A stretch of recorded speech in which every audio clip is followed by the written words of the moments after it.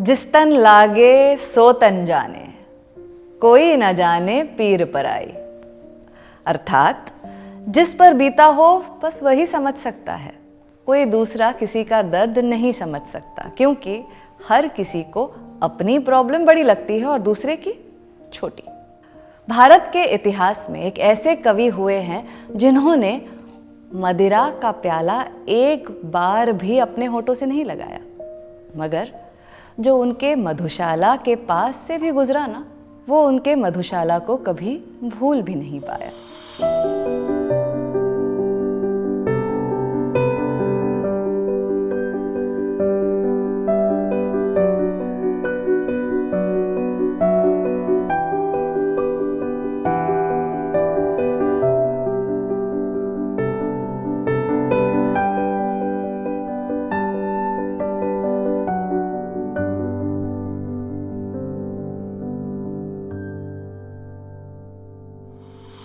मैं हूं आपकी अपनी कहानीकार महक मिर्जा प्रभु और आपका स्वागत करती हूं आपके अपने series an ode to the Indian poets के आखिरी एपिसोड में। भारतीय साहित्य के सागर में डुबकी लगाते हुए कब हमारा सफ़र ख़त्म होने आया पता ही नहीं चला। हमने हमारे इस प्लेलिस्ट के ज़रिए भारत के उन कवियों के बारे में बात की जिन्होंने अपने कलम के जादू से लोगों के मन और हृदय पर अपना राज स्थापित किया। और आज के इस एपिसोड में हम जिनसे आपको रूबरू करवाने वाले हैं, उनका नाम बताने से पहले उनकी लिखी एक बहुत ही फेमस कविता सुनाना चाहूँगी और मुझे यकीन है कि आप खुद ही उनका नाम गेस कर लेंगे।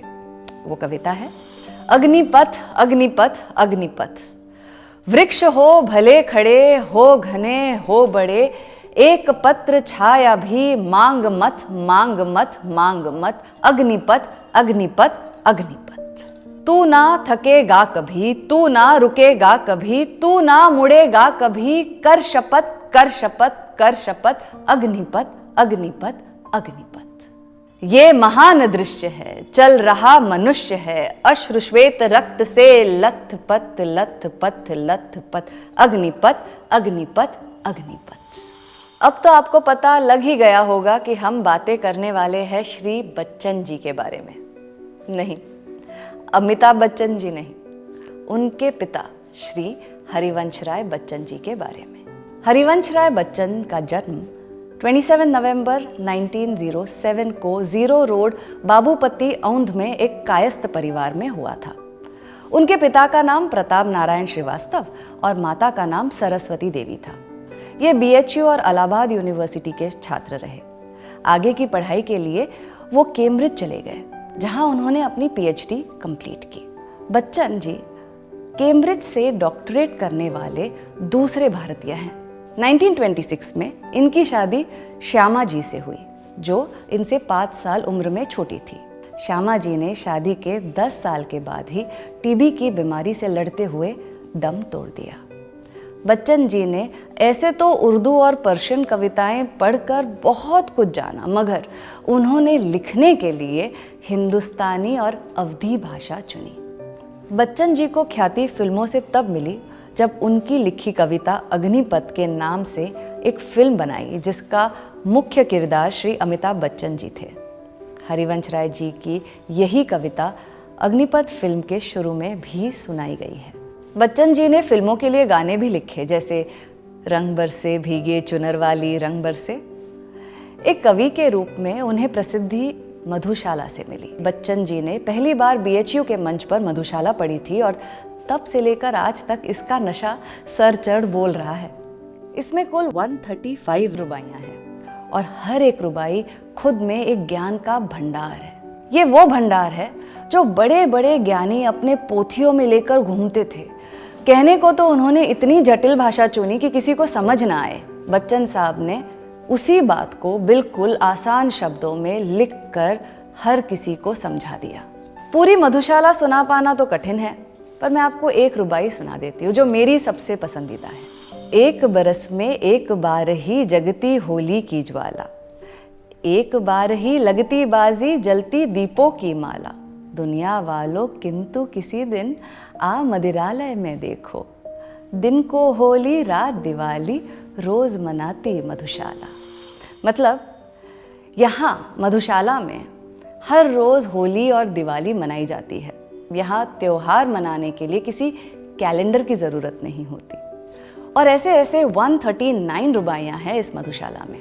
अगर बच्चन साहब की दूसरी रचनाओं की बात करें तो मेरे जहन में एक कविता आती है जो है आज मुझसे दूर दुनिया। बच्चन साहब लिखते हैं, भावनाओं से विनिमृत, कल्पनाओं से सुसज्जित कर चुकी मेरे हृदय का स्वप्न चकनाचूर दुनिया, आज मुझसे दूर दुनिया। बात पिछली भूल जाओ, दूसरी नगरी बसाओ, प्रेमियों के प्रति रही है कितनी क्रूर दुनिया, आज मुझसे दूर दुनिया।